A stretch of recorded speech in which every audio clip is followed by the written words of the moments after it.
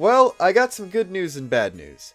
The good news is that if you were concerned that I wouldn't like Xenogears or anything, don't worry, I've been enjoying it very much so far. The bad news is, I'm getting the hottest take out of the way, because this is probably the most controversial Xenogears related video I'm ever going to make.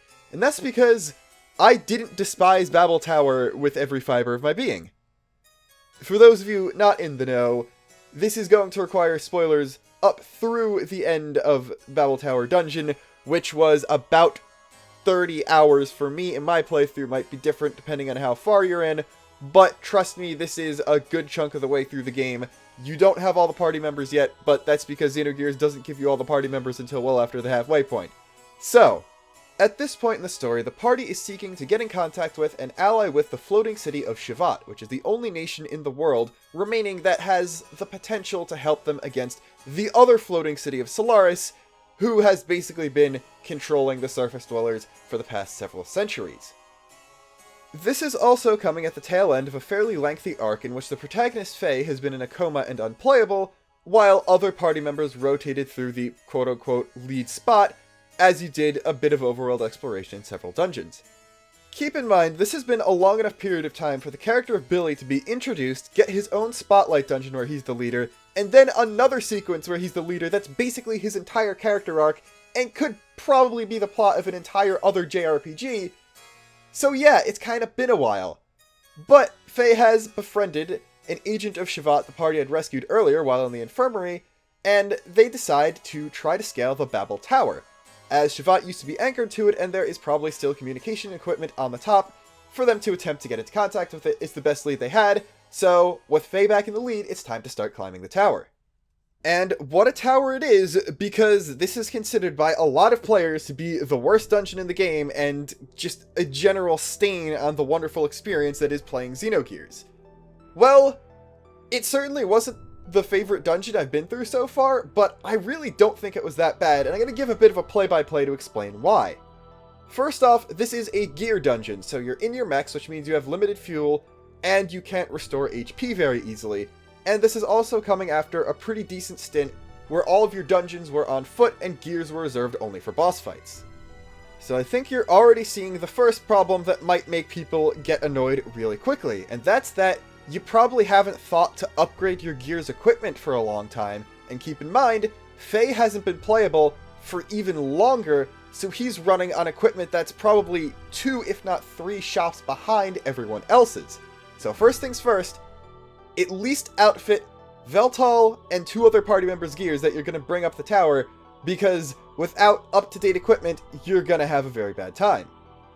Secondly is the fact that this is a platforming-oriented dungeon. In a JRPG that does not have analog controls, you can only rotate the camera in 45-degree angles.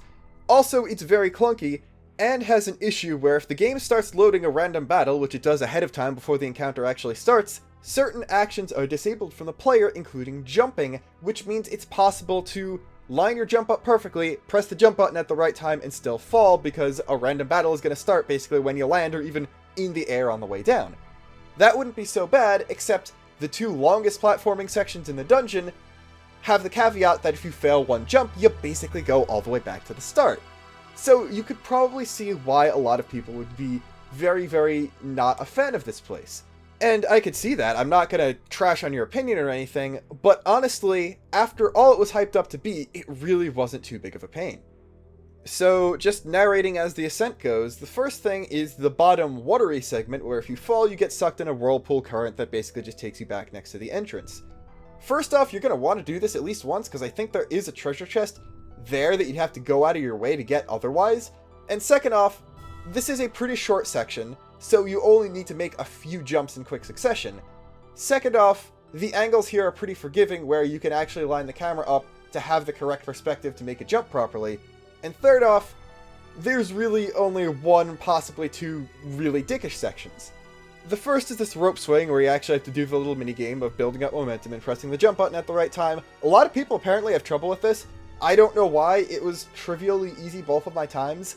And yeah, it looks like you just make the landing with a pixel-perfect jump, but I think that's what it's supposed to look like. It's just a wonky camera thing, and the sprites on a 3D background just doesn't work correctly sometimes.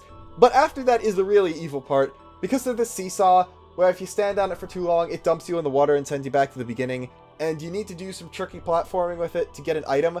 But honestly, skip this item. It's a weapon for Ellie's gear.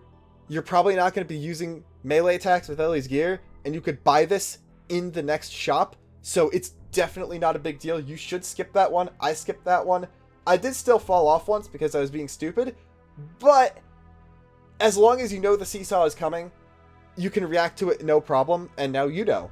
The other saving grace is that the quote-unquote random encounters are actually tied to crossing specific floor tiles.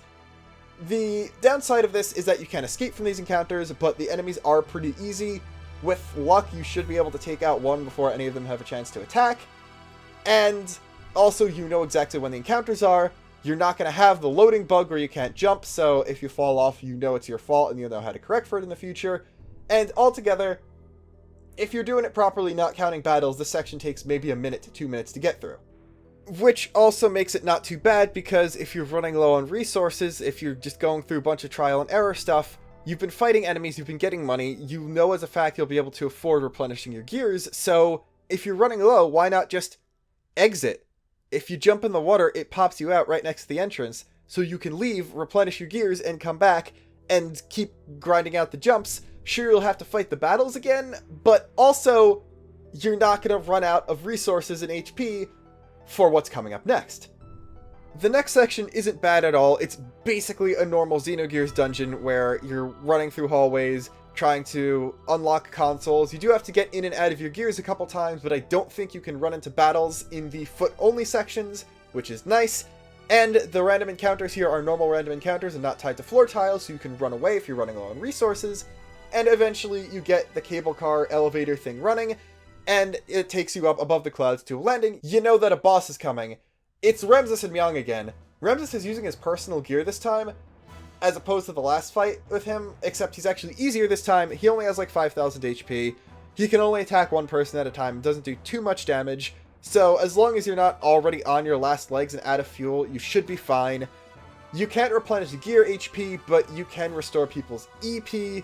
So restore Ellie's EP if you have her with you is basically what I'm saying. And he should go down without a fight. You got a save point there. And the next section is a bit more hallway stuff. Still no healing you've got access to, but again, you can run away from all the random encounters. If Faye is reasonably leveled, which he should be since he gets experience bleed while in a coma, you should be able to run away from most encounters first or second try, so if things are looking dicey, it shouldn't be too bad. But then you get to the Sideway City section. This part is definitely the worst of the platforming. It's another floor tile random encounter thing. It's another screw up once you go back to the beginning thing, but the saving grace is there is a heal bot at the beginning of this section.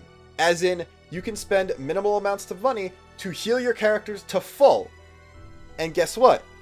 If you fall down, you get sent back to the bottom, where the heal bot is. So every time you screw up, you'll have fought enough battles that you can't escape from, where you'll definitely have more than enough money to heal, so you can heal and pretty much not have to worry about dying and only focus on the platforming. The big issue here is riding platforms up and down, and the camera angles aren't helping you trying to actually land on the platforms. There's also the issue where these platforms are actually the same enemy type you've been fighting throughout pretty much the entire dungeon so far, and so you'll have to fight an encounter of them every time you step on a platform. That's not too big a deal, and again, if you're getting low, you can literally just hop off and get a full heal without too much issues. And yeah, there are some pretty awkward jumps you have to make. This jump specifically is the worst one because it's a completely blind thing, and you're probably going to screw it up the first time. There's also the other issue that it's technically 2 screens because the game couldn't load the entire vertical section at once. So if you fall from the upper screen, you fall, pause for a second while it loads the lower screen, and then fall again. So this is more of an annoying, time-consuming thing than a difficult one.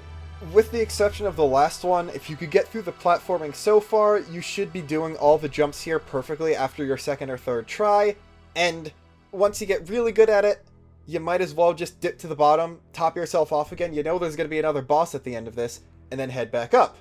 At the top, right before the actual final boss of the dungeon, you do get another save point, so you can put that entire section behind you, breathe a sigh of relief, because the boss, Sibzen, is not difficult at all. It is harder than the Ramses fight. It has like more than double the HP, and it can heal itself faster than Ramses ever could. But again, it does minimal damage. I don't think it can target multiple party members, and if it can, it's not for large amounts. And the same strategy that you've been using the entire game of booster, death blow, repeat, will do it in.